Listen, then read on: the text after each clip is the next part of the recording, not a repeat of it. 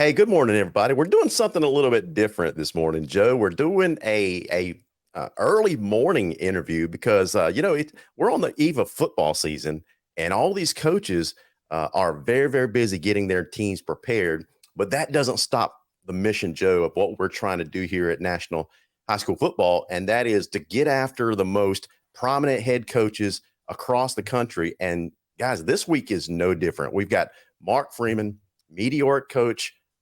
And I don't say that lightly, Joe. we just I don't took think you. I don't we think just you've talked ever. about his record off I the don't air, think and you've this ever this used guy that is adjective. yeah, this guy is a rising star, not just in the state of Alabama, but across the country. And the guy that I'm talking about is head coach of Thompson High over in coach. Is it Alabaster, Alabama? Yes, sir. Alabaster. Well, fantastic. Coach, welcome to National High School Football. Listen, we're thrilled to have you on this morning. So we just want to welcome you to the show. Well, man, I'm humbled and I'm honored to be here, and I think the world of what you guys have done and the things Joe does, and just I appreciate this day and time people like you that are giving a lot of interest to our athletes and our programs around the country. Absolutely. Well, thank you so much, Coach. And Joe, why don't you go ahead and kick us off? Hey, Coach, you deserve being on here. I mean, we're going to review today what you've accomplished since you've been there at Thompson since 2015, and we're going to talk about where you started. So let's go over your biography a little bit. An alum of Bessemer Academy, you came back and started coaching them in 1998, as far as I read. Yes, sir. And you were there until 2007, I believe. Yes, sir. 4 championships in 02, 04, 06, 07. Then you go to Gulf Shores, where you had a one championship between 08 and 10. Then you went to Spanish Fort 2011 to 2014, a championship there too. And then present, 2015 to present, 4 championships, 24 years record. If this is correct and updated, 244 and 57 overall, 54 and 11 in the playoffs. So that's why you're on here, Coach. Larry, have we had anybody with these sort of numbers close to 300 victories? I don't know. I mean, Coach Rollinson at Mater Day, yes. But other than Coach Rollinson, I don't think we've had anybody else on here with so many all-time wins. Yeah, you'd have to go back and look at all the interviews, and which have been quite a number of them. There's probably maybe 2 or 3 coaches that maybe even are in that tier as far as records goes. But you're right, Coach Freeman. You have been a standout, that's for sure. Coach, let me ask you a question. And this question really comes from the Alabama historical website as far as high school football goes over there. I don't know who does that site, but they do a fantastic job. And so this is a quote that's directly from that site. It says, the most successful coach in 7A and one of the best coaches in any classification is Mark Freeman at Thompson. His teams have won 247 games under his direction, including 10 state championships at Bessemer Academy, Spanish Fort, and the last 4 at Thompson. So, Coach, if there ever was a formula for success, you've proven over your career that your process works. I'm going to ask you to reveal to our audience, what's the secret to your success? What's the secret sauce?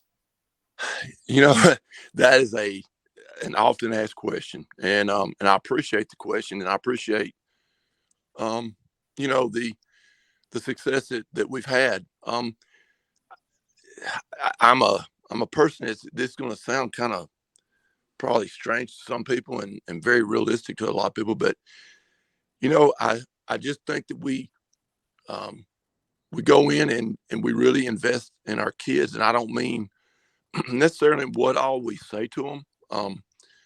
I was raised. My dad died when I was last day of my 7th grade year, and you live angry for a little while. You don't understand things, and my high school coach was good to me, and I didn't realize it then, but we still talk. He comes to some of my practices, and we talk about once a week and during the season. And I think that background gave me some awareness that it's more important that what we teach them off the field and in life as football.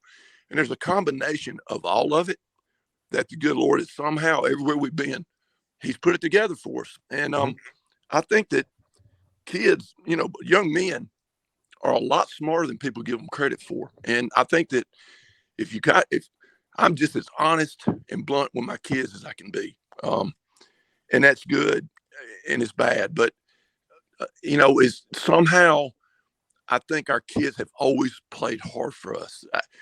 I think they always know that that me as a man, I really do honor the opportunity God gives me every day to go attack the mission field. And when I got in coaching, like I said, I got in coaching at 38 years old. And so it was late, and to watch the journey that and to be part of it and look back on it sometimes is even unreal to me, the blessings that we've had doing this. And thankful that God has just always made it where our kids were willing to play hard, listen to us, understand that we don't have pressure in our programs. Pressure is, to me, I can't say this, Webster's dictionary will validate this, but I tell our coaches and our players, pressure is sitting around thinking, what if I don't do something right? And what happens if I don't? And I just don't, I don't allow that. And I tell our kids in our program, don't allow pressure. There's going to be anxiety. There's going to be nerves, that creep in. But the sun's coming up tomorrow. Unless the good Lord comes back overnight or something happens, the sun's coming up in the morning, and our job is to do the best we can do. Do the best we can do, and that's going to be okay. And I think our kids play relatively stress-free. They practice stress-free. Now, we push them. We practice hard. I've got tremendous coaches. But I hate to take this on answer, but I really don't have one answer other than, man, I have been really blessed to be at places where our kids and our players and our coaches, we all bought into what the ultimate goal was. And there's a state championship played every year. Don't be afraid to admit we want to be involved in that. And if we don't get there some years, we might cry. We might be upset, but that's life. And I think it's part of teaching them, there's going to be things in their life a lot more important than a football game. And somehow the Lord's put that all together for me, and it's worked really good for me as a coach. That's great fantastic answer. Testimony, Coach. And Coach, when he asked that question, I thought you were going to use your famous hashtag. I think that's the real answer, Larry. If you follow Coach on Twitter, everything he posts ends with a hashtag, outwork 'em all. And that has something to do with it too. I'm sure he and his team work much at the minimum as hard as everybody out there, if not more. And that's why they've had so much success, basically. Let's go over your the state of the program, Coach, before you got there and when you got there. I'm looking at these numbers right now. You got there in 2015. The year before you got there, your team was 0-10. They were ranked number 177th in the state of Alabama and number 7,056 in all of America. And keep in mind, there's about 16,000 high school football teams in America. So you're like barely in the top 50 percentile. Year one, 2015, you get the team bumped up to about number 38 in Alabama and about number 1,500 in the country, which is a huge jump. By 2017, 3 years in, you finished number 3 in Alabama, number 93 in America. 2018, number 3 in Alabama, number 97 in America. The last 4 seasons, first in Alabama and nationally ranked number 33, number 4, number 24, number 60. So when you started the program, it was at 7,000 in America. The last couple of years, you're averaging being in the top 25. And in 2020, according to CalPreps, you were the 4th best team in all of America. How does that make you feel? It makes me proud. And it makes me appreciative. It makes me appreciative for all the work. Like you said, we do work. I mean, crazy hours. I've done a long time, and I get off. I let the guys go at school and come home, and I work at night. But Joe, it's not work to me. I'm blessed that I really don't feel like I go to work. I get to go to a mission field and do my thing and work hard. And you go and things, and all that is great, tremendous stuff. I'm very proud of. But the task at hand is now is go put it together again and go do it again. But I'm so thankful for our school and our program. It was it was one of the reasons I went there. Is we were at Spanish Fort. We had won a couple state championships. We were living at the beach, Fairhope, Alabama, and my wife and them didn't really want to move back here. I talked briefly to Coach Clark about going to UAB with him. And I decided that the better thing for me was to stay in high school. And so I kind of made the decision to stay here. And the superintendent from here was at Saraland, right across the bay from us at Spanish Fort. And he called me and said, Coach, I watched what you done at Spanish Fort, and I wish you could come home and help me do this. And so, the Lord just let us back, and it was bad. And I don't know where to put your finger on why it was bad. There's a lot of reasons it was bad.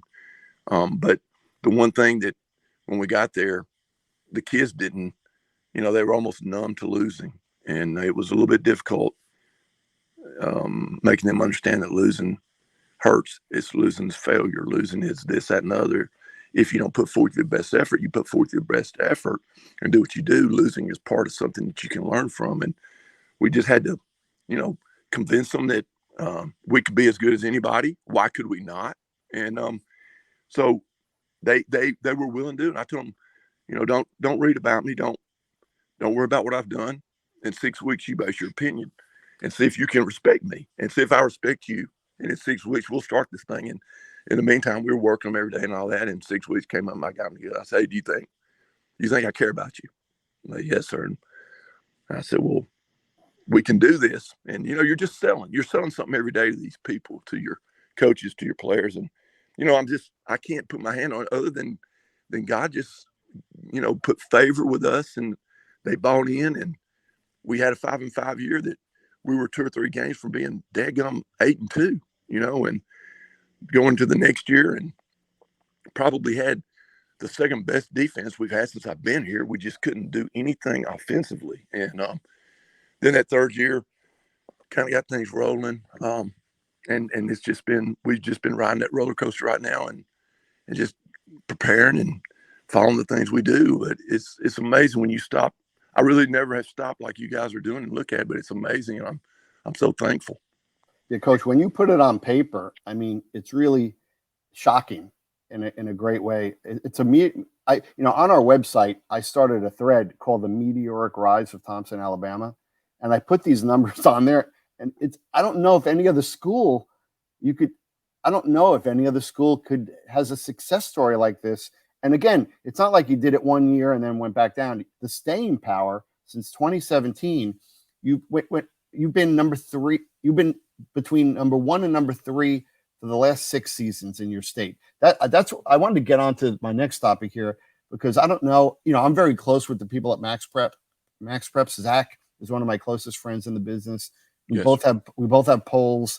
We talk a lot. We compare our polls. We meet each other at a lot of high profile games. But I don't know if you saw, I think you did. Max Preps this year has you number 4 in Alabama this preseason. What's going on there? Why would they ever think that? Well, I reposted that last night on my Twitter. And they don't know what a favor they really did me. But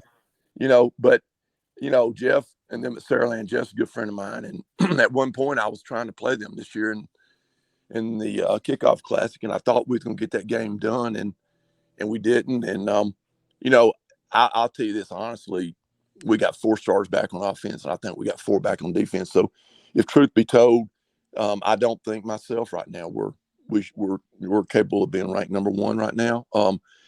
We are playing a really good Opelika team that can really run athletic. And then I'm going to play IMG. I wish I could have played IMG previously, though, with these other last 2 years. This year, we'll play them with some guys that, they'll have 4 quarters under their belt, and it'll be a great, great game for us to go play a team like IMG. And I'm banking on it doing like last year.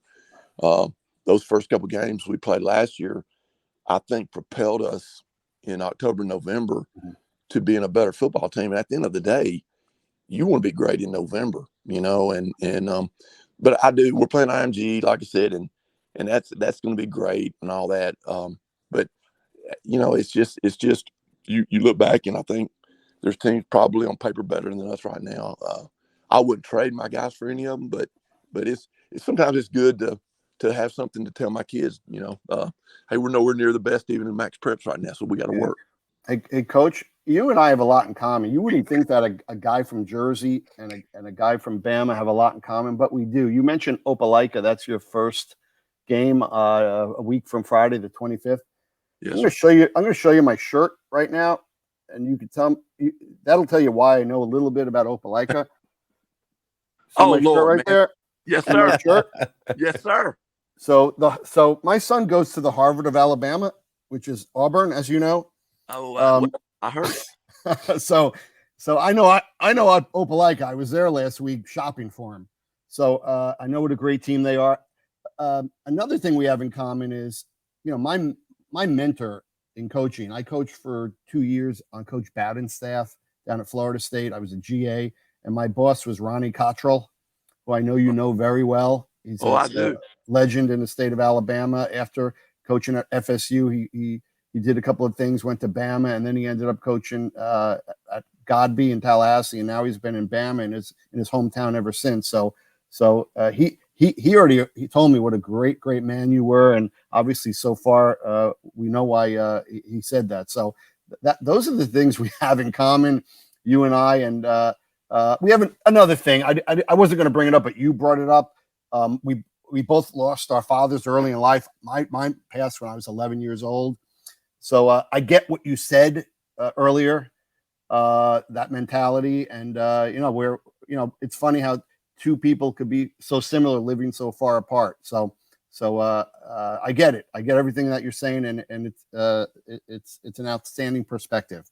So Coach, it's funny that guys from two different areas, New Jersey and Alabama, are so similar.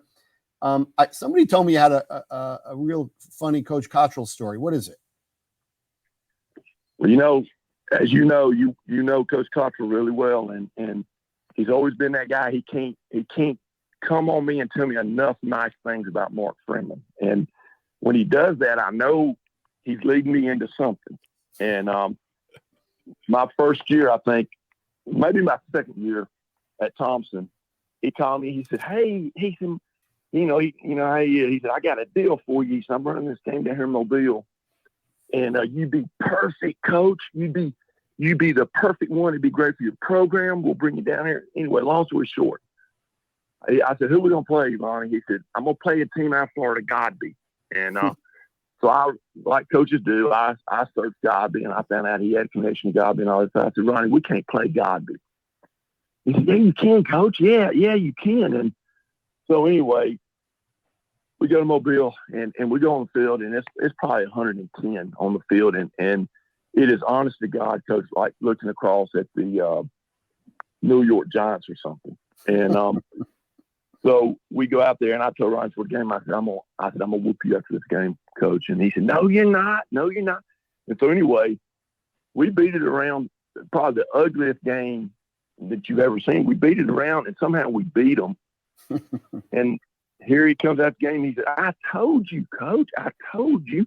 And so it's just, Ronnie Cottrell is a master of, as you know, of telling people the things that he thinks they want to hear and all this stuff. But I'm gonna tell you what, me and Coach have a relationship. He'll call me a lot of days, and we'll just talk. And I appreciate Coach Cottrell's relationship and his kind words about me. But I'm gonna tell you what gets lost in Ronnie Cottrell is how good a coach he really is. Obviously, what they're doing at Mobile Christian right now, and we have a unique relationship, and I appreciate Coach Cottrell. And one other thing, my mom is from New Jersey, so maybe you and me, we might know a lot more people than we think. But she was born probably a mile from the boardwalk. Wow. See that? I knew there was a connection. I knew there had to be. That's what happens. I mean, that's fate. You can't fight fate. And Coach, just remember, I was in recruiting. I mean, Ronnie was the head recruiter for Florida State. So that story shows how he was able to get so many kids there between him and Coach Bowden, pitching them and selling them. Who could say no to those two? And I it's, know it's, it. And it's what a and run you guys had. exactly. I mean, finish in the top 10 like 10 straight years, and then see what happens when Ronnie Yeah. leaves. When Ronnie left, I mean, the players kind of dropped off. The number of 5-stars weren't coming, and then the rest is history. So he, with him and the other great coaches were there. When I was there, think about it. We had Coach Mark Richt was quarterbacks coach. We had Dave Scott, who went on to play at coach at South Carolina, running the offense. We had Chuck Amato running the defense, who ended up going to NC State. We had like 5 head coaches on that staff that were working for Coach Bowden. And then Coach Cottrell, after he left us, went on to Bama, and the rest is history. So, FSU's on its rise again, which is great for my alma mater, but those were the glory days, and you could see why they were so successful with those type of coaches. Well, that you can, and I know growing up here in Alabama that back when Coach Bowden was down at Florida State, that you had your Alabama Auburn fans, obviously, but I would say a very, very near to those top 2 teams in the state of Alabama was Florida State, and a lot of that was due to the respect for Coach Bowden and the things he was doing, and then the success you guys were having. Man, Florida State was, outside of Alabama and Auburn, I paid a lot of attention to Florida State because Coach Bowden was from over here, Roebuck or in that area, and was at Sanford, and everybody up here loved Coach Bowden. Yeah, and Coach, my 2 years there, we only lost 3 games. I lost twice to Miami, and then the third game was with 3 seconds left on the clock. Auburn beat us at Jordan-Hare 2017 on a last-second field goal. Yes, sir. I remember those games. I do. I was not between. That was 90 to 92. 3 losses. That's all I had. 2 to Miami and 1 to Auburn. So, that was a great run. I tell my son all these great Auburn stories, and I'm actually proud he's there right now. Coach Freeman, let me take you back to your earlier days at Thompson when you got there. Prior to your arrival in 2015, I think we can all agree Thompson was just not regarded as a good football program. But you had an immediate impact, but it also wasn't an overnight success. It took you by the 3rd year to get things really, really cranking. So, but my question is, in the first couple of years, it was obvious you were having more success, but sometimes people can, if you don't have an immediate impact, like you're 12-1 or 13-0, 14-0, winning state championships nowadays, people can get frustrated. How did you keep everyone bought in, whether it's your players, your fans, your administration? How did you get everyone bought in to continue to trust your process? Well, I think everybody could see success. I think the program was better. I think the culture of our program, we were reaching out we were going to band practice. We were supporting the cheerleaders. I think we just stretched our arms around people and loved them and gave them, I tell our people there's a trilogy on Friday night, Trinity, let's say, not trilogy, but Trinity. And that's the cheer, the band, and the football team. And people get to see us one time a year probably. And I just thought, my daughter was a college cheerleader. I was raised as a dad of a cheerleader, and I know the importance of that. And the band, early on, I didn't understand the importance of having the band parents support us and stuff. And, I got to there, and first thing they tell me is the band parents and football parents don't like each other. And so I said, you know what, we're going to fix that. And so we went during the summer, watched the band practice, and man, I'm just telling you, it's all just come together. And I've got a great superintendent, Dr. Vickers, Wayne Vickers, and he trusts us, and he really cares about our kids, and he wants to win as bad as I do. He hates losing. But at the end of the day, the losing is part of what me and him and you guys deal with, and there's a learning aspect when you do the best you can. But he really cares about our kids and the culture of our kids and our program. And so we were making a lot of success with a lot of areas in our school. And Dr. Vickers saw that. Dr. Hester, our principal, saw that. And they're really good friends of mine. Yeah, they're my bosses, but they're really good friends. And I don't think I've ever gone to Dr. Vickers and asked him, could we look at doing this, that he's really ever told me no. So I'm blessed in that situation. And, I think the band parents and the band and cheerleaders, I think they know we really support them and are thankful for them. And it's just, we just all kind of came together at the right time. And And it's just worked out really great. Hey, Coach, let's talk about my other company. As you know, we have two companies. We have this website for fans, nationalhighschoolfootball.com, and my other company is Prep Gridiron Logistics. We're the largest promoter of high school football events and games in America. Yes, sir. So you I don't know if you know this or not, but your fans were a lot more familiar with me before you were. Do you know that? You know why? No, sir, I don't. So your fans and I used to battle a lot on Twitter back in the day because I always respected the program, but the developmental need I thought you guys needed was your strength of schedule was always mediocre because you only played in-state teams. So I was always battling with your fans saying, when are you going to play some good out-of-state teams? You got to do it to be highly ranked. And you finally did it last year. You played Buford in the Freedom Bowl. That's one of our events. And then you hosted Lipscomb.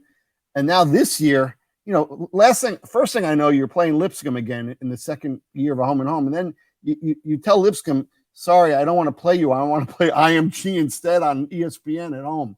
So tell me about the importance now that you're playing solid out-of-state competition, which is really what you need to do to be highly ranked nationally year in, year out. You're doing it now. And regardless if you win or lose, it helps your strength of schedule tremendously. And like you said before, it helps you in November. These games in August will help you in November. As the owner of Prep Gridiron Logistics, can I count on you once a year playing a really good out-of-state team, either home or away?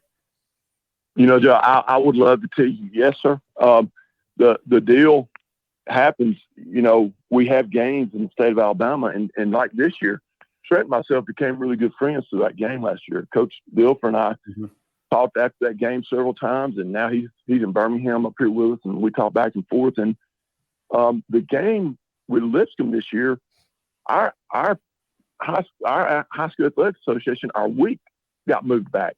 I assumed, and maybe what happens when you assume, but we started a week later this year, which put us in Lipscomb. We had games scheduled the week we were supposed to play them. Right. So it messed that up. And so we grabbed Opelika. There was nothing out there that weekend. So we grabbed Opelika. I wanted to try to play an in-state kickoff classic again if we could to help our state, get some recognition in our state, within our state. And I looked up and there was just not a whole lot of opportunity. And, you have to make it fit. We were going to Texas, I think. We were going to Texas 2 years ago. Yeah, we had a deal with COVID with Bishop Gorman that was almost done.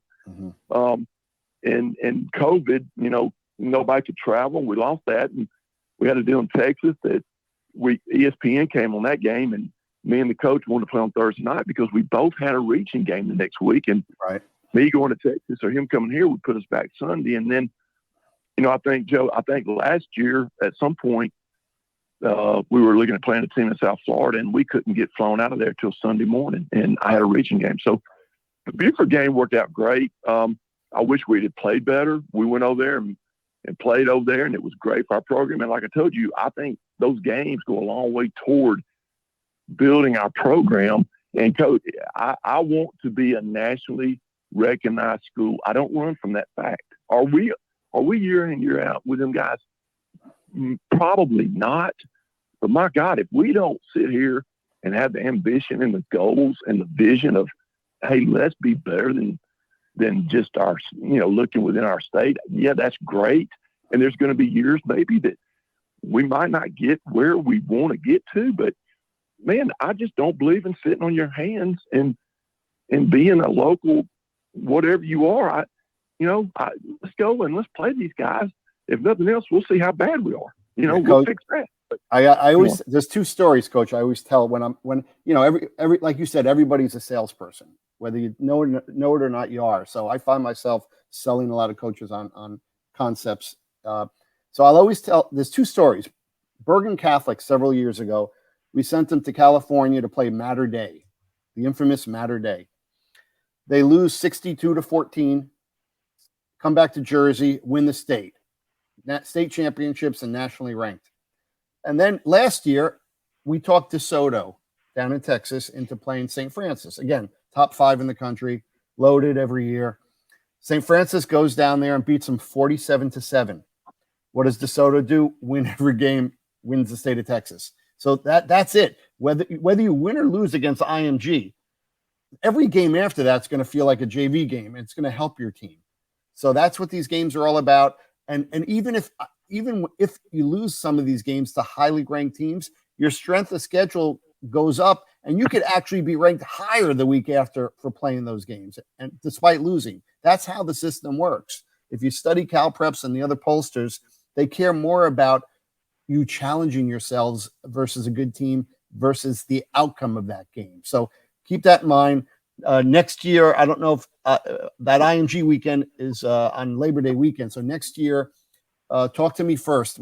You guys are a desirable opponent for all the right and just reasons. So I could find you a place to play, no problem, whether you want to travel or host. That won't be a problem going forward. Well, I appreciate that too.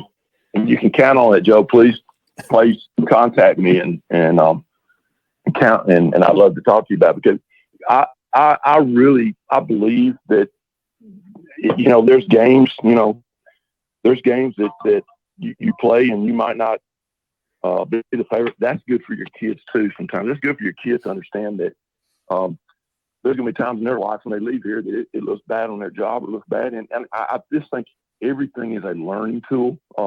And sometimes you lose. I don't believe in moral victories per se, but I think you can learn a lot about yourself, your character, your kids, in a situation where you don't come out on top, or you really, I think you find out sometimes, a lot about yourself. Anybody can sit on top of the mountain and wave at people, but, getting up there and keeping it clean and keeping your name on top of that mountain, there's a lot that goes into that. And I believe in playing those schools. If you can do it, help that.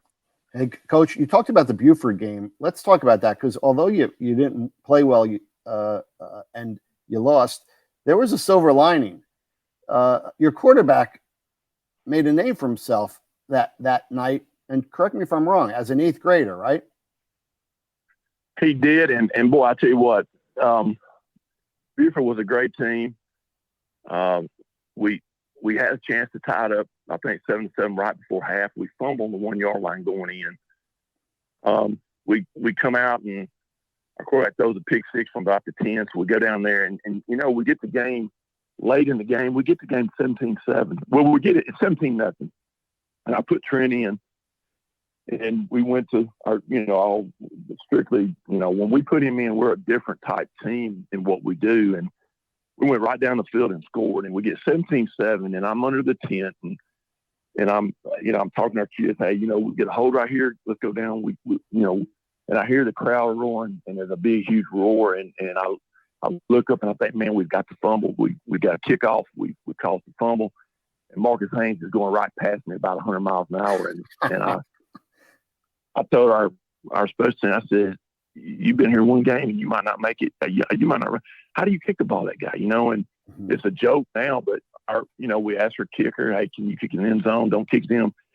The coach, he missed it, went to Marcus Haynes. He carried it back against 24-7. And, you feel like you've been hit in the head with a rock, right. But it was good. And Trent came in there and moved us down the field. And later on, we had a receiver stop a route. He threw a pick. It might have been a pick six, I think it was, but it wasn't. We had a receiver stop a route that, we're anticipating man coverage. And you never stop a man route, and the guy stopped it, and they picked it. But man, it taught us a lot, and it gave us a little incentive to come back. And then Trent and them, we throw a pick six and fumble. They run it back 101 yards. We lose that game 24-10, 24-14. But I tell you what, it got us ready for that brutal region schedule. And like we're talking about, it kind of gets you acclimated to what the heck, man, let's go play. Coach, let's fast forward to this upcoming season. I'm going to set the premise of this schedule on last year's defense. Joe, you've heard me talk about this before. In modern day football, it just seems like having 52, 47 games is just the norm nowadays. So there's just offensive scoring all over the place. But Coach, what's unique about some of your teams? I was looking at last year's schedule or record.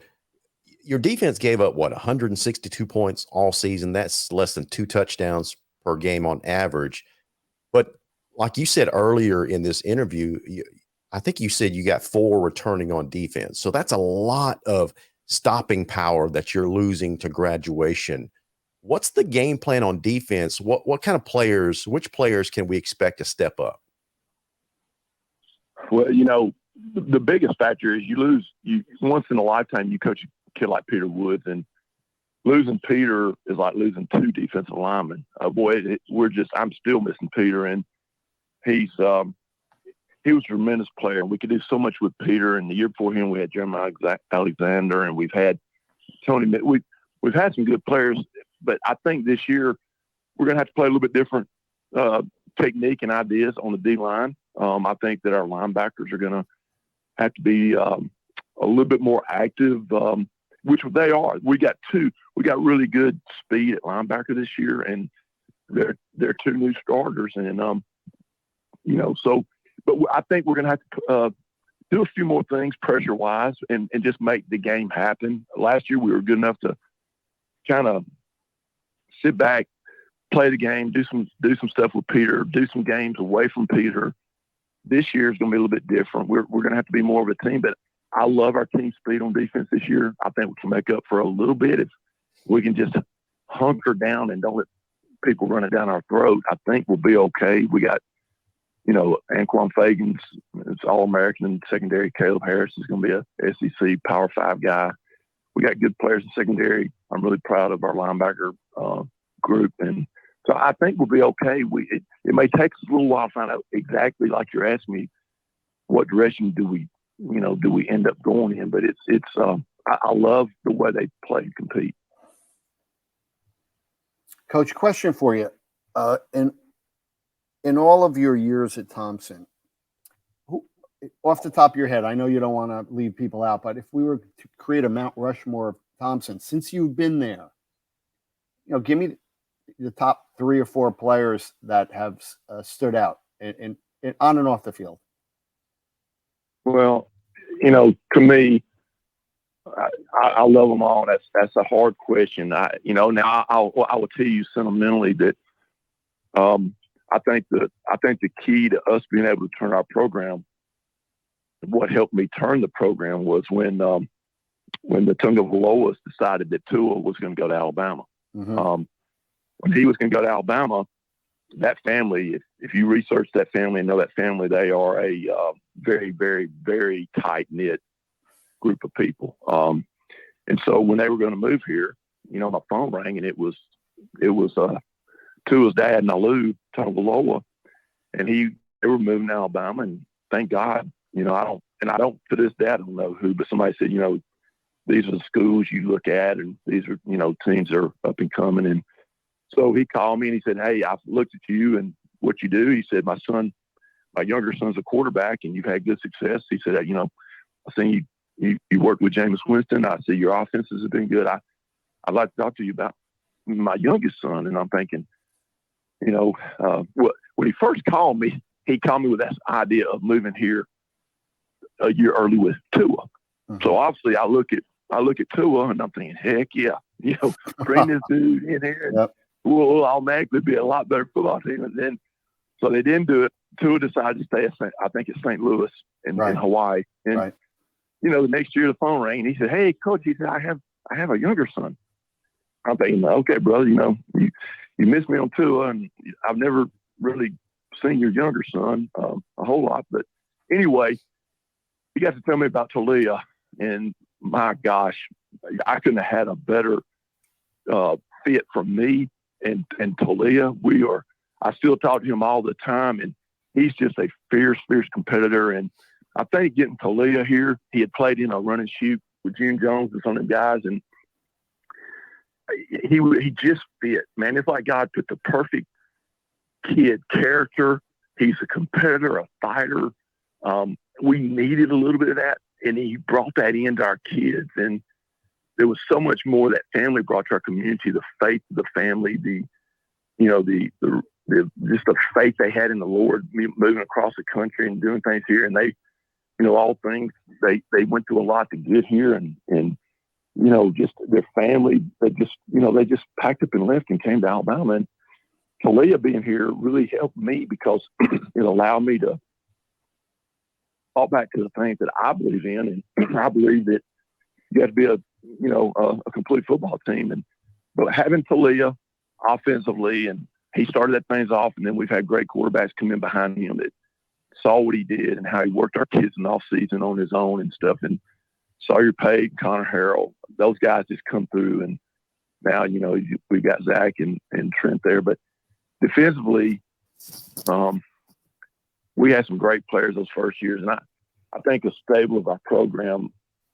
My first year here, we had a young man named Nick Mobley, and the last game he had suffered through, oh my gosh, just a terrible high school career.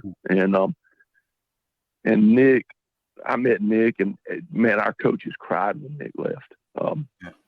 He endured. He played. We had to get him out of the showers. The last game he played, he was sitting in the showers,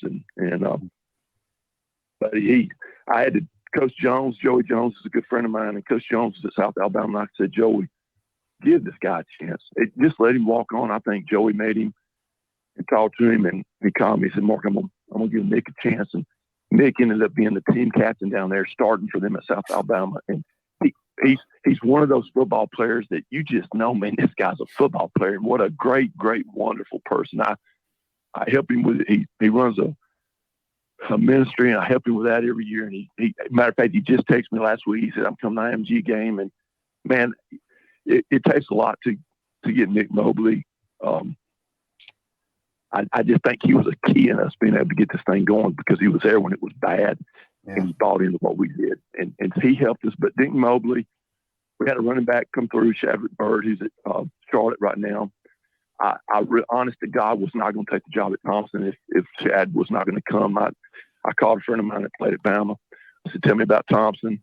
And he said, Coach, it's a nightmare. And he lived here. And I said, well, what about Shadrick Bird? He said, I don't even think Shadrick's coming back, Coach. And so the night before I took the job, I went by Shadrick's house. And I knocked on the door, and I told his mom, I said, you don't know me, but I'm thinking about taking this job. If I take the job, will you let Shadrick stay here? And she said, Coach, if you take this job, yes. And so Shadrick Bird, probably if he told me he wasn't going, I probably would have gone back to finish for it, truth be told. But so Nick Mobley, Shadrick Bird, and you start coming up into the years where we had Jeremiah Alexander and what a stable and family. Hey, Coach, let me interrupt you, Coach. Did you coach Brandon King, or was he before you?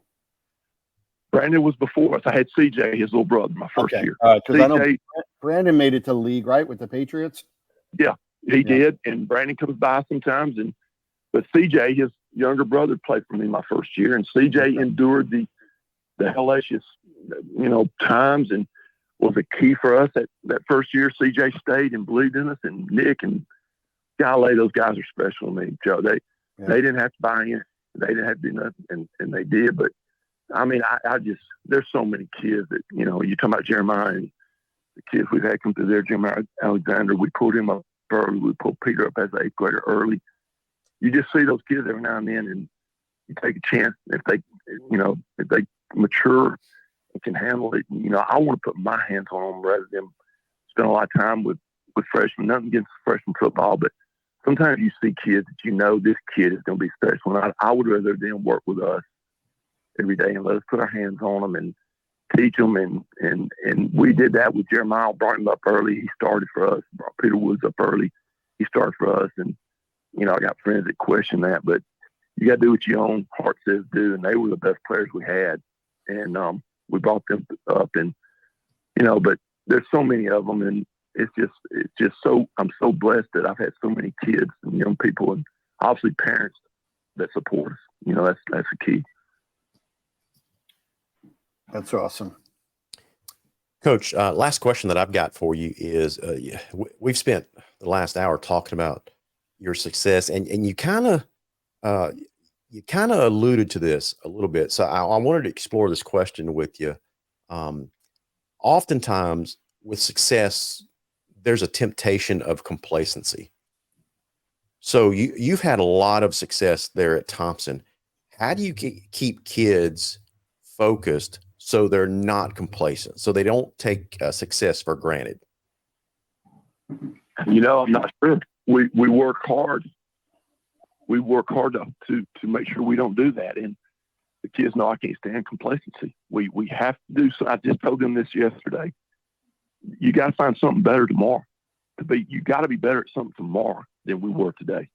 Not that today was bad, but complacency means that you're satisfied where you're at, and you can never ever be satisfied because there's something you can do better. If it's smiling at somebody, I don't know, but there's something you can be better today than you was yesterday, and it's tough.